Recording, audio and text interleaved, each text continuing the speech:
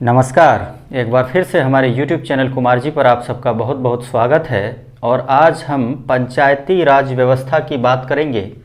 पंचायती राज व्यवस्था को समझने से पहले हम पंचायत शब्द की परंपरा को समझने का प्रयास करते हैं।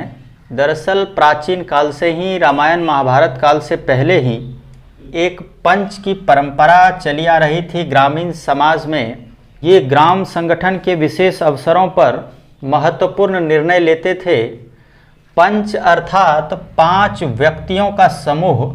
और ये कैसे व्यक्ति हों, तो उस समय पंच परंपरा के तहत 5 श्रेष्ठ गुण वाले व्यक्ति में पहला जो श्रेष्ठ गुण वाला व्यक्ति हो वह कौन सा व्यक्ति हो, तो सोच समझकर काम करने वाले अर्थात विवेकशील व्यक्ति। दूसरे गुण की बात करें तो दूसरों की रक्षा में तत्पर रहने वाले व्यक्ति अर्थात परोपकारी एवं साहसी गुण वाला व्यक्ति। वहीं श्रेष्ठ जनों में तीसरे प्रकार का व्यक्ति जो तीसरे गुण को लेकर हो वह कौन सा है, किसी काम को व्यवस्थित ढंग से करने वाले व्यक्ति। इन्हें आप सृजनशील या रचनात्मक गुण वाले व्यक्ति भी मान सकते हैं। चौथा गुण आता है शारीरिक श्रम की महत्व को समझने वाले। दरअसल प्राचीन काल में ज़्यादातर गांवों के काम कृषि कार्य पर आधारित थे। कृषि आधारित ग्रामीण अर्थव्यवस्था वाले जनजीवन में शारीरिक श्रम के महत्व को समझने वाले और इसमें रुचि रखने वाले व्यक्ति की पंच में आवश्यकता महसूस की गई थी। आधुनिक दौर की बात करें तो इसके स्थान पर पढ़े लिखे योग्य व्यक्तियों की पंचायत में प्रतिनिधित्व समय की मांग आवश्यकता मानी गई है। प्राचीन पंच परंपरा के तहत 5वें नंबर गुण की बात करें तो वह व्यक्ति जो गृह त्यागी, गांव के बाहर सन्यासी की तरह जीवन जीने वाला हो, इन्हें भी पंच परंपरा के तहत रखा जाता था। इस प्रकार से ये 5 श्रेष्ठ गुण वाले व्यक्ति प्राचीन पंच परंपरा के तहत ग्रामीण संगठन में सामाजिक आर्थिक निर्णयों में महत्वपूर्ण भागीदारी देते थे। वहीं आधुनिक दौर में पंचायती राज व्यवस्था के महत्वपूर्ण कदम की बात करें तो 1882 ईस्वी में लॉर्ड रिपन के समय में महत्वपूर्ण स्टेप लिया गया। उसी वर्ष लॉर्ड रिपन ने ब्रिटिशकालीन भारत में स्थानीय स्वशासन के बारे में महत्वपूर्ण सुझाव दिया। वहीं 1919 एक्ट के तहत भारत में दोहरे शासन की व्यवस्था लागू हुई और हस्तांतरित विषय की सूची में स्थानीय स्वशासन को रखा गया। इस प्रकार भारत में पंचायती राज व्यवस्था का जनक लॉर्ड रिपन को माना गया है। वहीं आज़ादी के बाद के भारत की बात करें तो संवैधानिक व्यवस्था के तहत अनुच्छेद 40 में पंचायती राज की व्यवस्था की गई है। वहीं बलवंत राय मेहता समिति का गठन 1957 में नेहरू सरकार द्वारा किया गया। देश में पंचायती राज व्यवस्था को लागू करने के लिए उपयुक्त सुझाव देने के लिए और इनके सिफारिशों को राष्ट्रीय विकास परिषद द्वारा 1958 में स्वीकार कर लिया गया और त्रिस्तरीय पंचायती राज व्यवस्था वाला यह सिफारिश 2 अक्टूबर 1959 से इसकी शुरुआत होती है। नागौर जिला राजस्थान। प्रधानमंत्री जवाहरलाल नेहरू राजस्थान के नागौर जिले से इस त्रिस्तरीय पंचायती राज व्यवस्था की शुरुआत करते हैं और इसके शुभारंभ की तिथि गांधी जी के जन्म दिवस 2 अक्टूबर को तय की जाती है। इस प्रकार से गांधी जी का स्वप्न, जो उन्होंने भारत के लिए ग्राम स्वराज का स्वप्न देखा था, एक तरह से इसकी दिशा में यह एक महत्वपूर्ण कदम होता है। अब बलवंत राय मेहता कमेटी की सिफारिश त्रिस्तरीय पंचायती राज सिस्टम में 3 स्तर कौन कौन से हैं, तो पहले स्तर पर ग्राम स्तर पर पंचायत की व्यवस्था, वहीं प्रखंड स्तर पर पंचायत समिति की व्यवस्था और जिला परिषद की व्यवस्था। जिले स्तर पर पंचायती राज व्यवस्था के तहत ये तीनों स्तंभ परस्पर मिलकर कार्य करेंगे। पंचायती राज व्यवस्था की महत्वपूर्ण सिफारिशों को 73वें संशोधन के तहत 1993 ईस्वी में इसे संविधान में स्थापित किया गया। अंत में हमारे राज्य झारखंड में चल रहे पंचायत चुनाव के सरगर्मी की भी बात कर लें।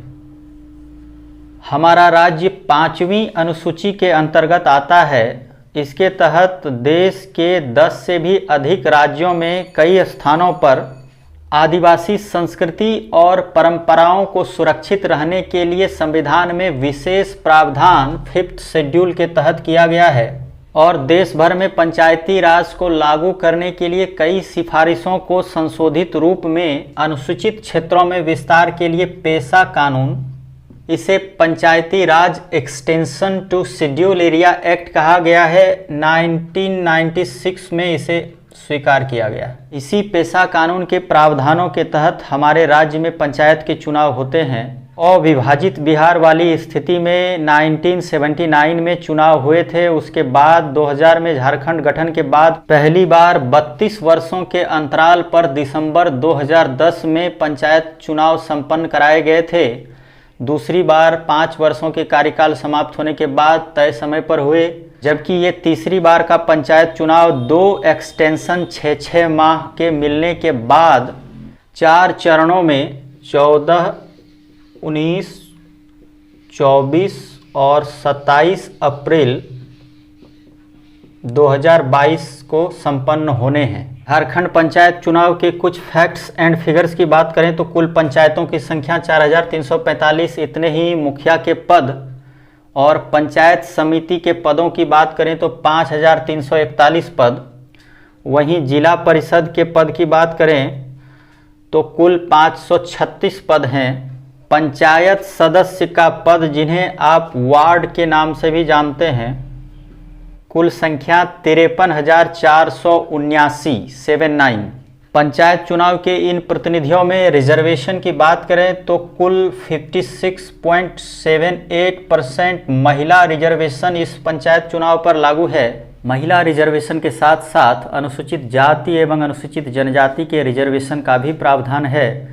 ओबीसी के रिजर्वेशन की व्यवस्था इस चुनाव में इसलिए नहीं हो पाई कि इसके लिए सुसंगत आंकड़े उपलब्ध कराने और प्रक्रिया को संपन्न करने में काफ़ी वक्त और लग जाता और पंचायत चुनाव का पिछला कार्यकाल दिसंबर 2020 में ही समाप्त हो चुका है। इस प्रकार पंचायत चुनाव कराने में काफ़ी विलंब हो रहे थे। सरकार ने पुरानी व्यवस्था के तहत ही आगे बढ़ने का निर्णय लिया।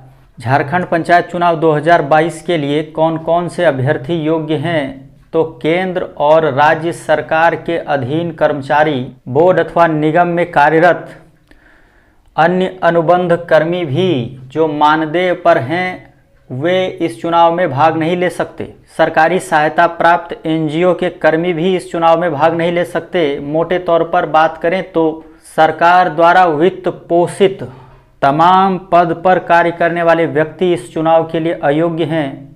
इस चुनाव में भाग लेने के लिए होमगार्ड जवान को छूट दी गई है। उन्हें अस्थायी तौर पर कार्य पर नहीं माना गया है। 21 वर्ष का कोई भी व्यक्ति जो मतदान करने के योग्य है और साथ ही साथ उस संबंधित चुनाव क्षेत्र का मतदाता भी है, उसके प्रस्तावक भी उस क्षेत्र से होने चाहिए, वह व्यक्ति चुनाव में भाग ले सकता है। पंचायत सदस्य या वार्ड की बात करें तो वे प्रखंड कार्यालय में नॉमिनेशन करेंगे। इनके लिए चुनावी खर्च की सीमा तय की गई है 14,000 और वार्ड सदस्य के चुनाव प्रचार अभियान में कोई भी वाहनों के इस्तेमाल पर प्रतिबंध है। वहीं मुखिया पद की बात करें तो ये भी प्रखंड कार्यालय में नॉमिनेशन करेंगे। 85,000 इनके लिए चुनावी खर्च की सीमा तय की गई है। इनके लिए वाहन 2 अलाउड हैं। वहीं पंचायत समिति की बात करें तो ये अनुमंडल कार्यालय में नॉमिनेशन करेंगे। इनके लिए चुनाव खर्च की सीमा 71,000 और इनको भी चुनाव प्रचार में 2 वाहनों की अनुमति दी गई है। जिला परिषद के लिए जिला मुख्यालय में नॉमिनेशन होंगे। जिला परिषद के चुनावी खर्च की सीमा की बात करें तो 2,14,000 रुपये, वहीं 4 वाहनों का इस्तेमाल करने की अनुमति इन्हें मिली हुई है। फिलहाल झारखंड के इस पंचायत चुनाव के नामांकन की प्रक्रिया जारी है। इसके बाद नाम वापसी और स्क्रूटनी होने के पश्चात अंतिम तौर पर मौजूद उम्मीदवारों के नाम प्रकाशन एवं चुनाव चिन्ह आवंटन की प्रक्रिया और 14 अप्रैल को पहले चरण का मतदान होना है। झारखंड पंचायत चुनाव के संदर्भ में एक और महत्वपूर्ण तथ्य कि आप एक साथ एक से अधिक पदों के लिए उम्मीदवार हो सकते हैं, लेकिन एक ही निर्वाचन क्षेत्र के अंतर्गत। आप इसी प्रकार हमारे चैनल के साथ बने रहें। हमारे चैनल कुमार जी को सब्सक्राइब अवश्य करें। लाइक शेयर कमेंट करना न भूलें। बहुत बहुत धन्यवाद।